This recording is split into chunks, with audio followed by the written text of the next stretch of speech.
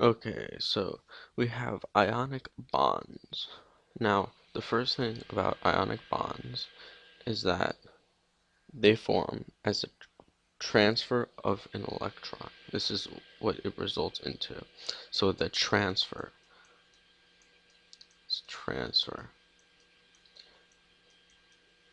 which will be the differing factor between ionic bonds and other bonds. And generally, um, this forms between a metal and a non-metal. And metals tend to lose electrons, and the nonmetals tend to gain electrons. The best example of an ionic bond is NaCl, sodium chloride, or table salt. So, table salt is this. This sodium is from the left side metal, and chlorine is a non-metal. So forming would give us a very strong attraction because they have opposite. They're gonna have the opposite signs. So with this, all ionic bonds we can say are generally going to be salts.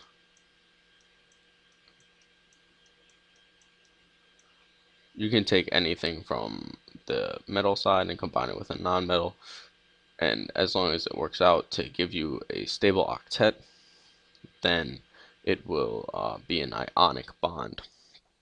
Now, um, when when it gains an electron in the ion, the radius increases because of the shell. The outer shell increases.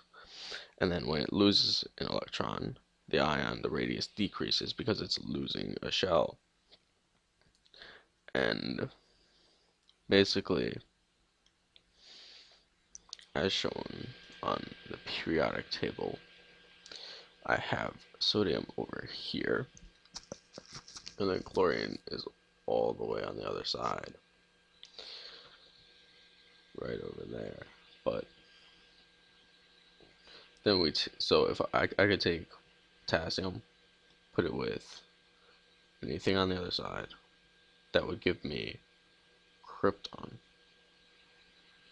Because the main goal for these bonds is to become more stable. Now the question is, how do they become more stable? How? Well, they become more stable when they combine in bonds in order to form the same formation that the noble gases have. See, the noble gases are very stable because they already have their filled outer shells. So the objective here is to fill the outer shell and gain the stable octet.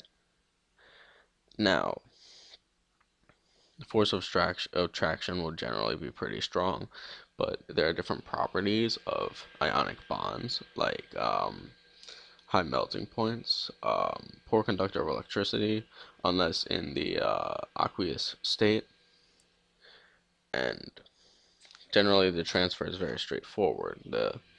If I had Na and Cl,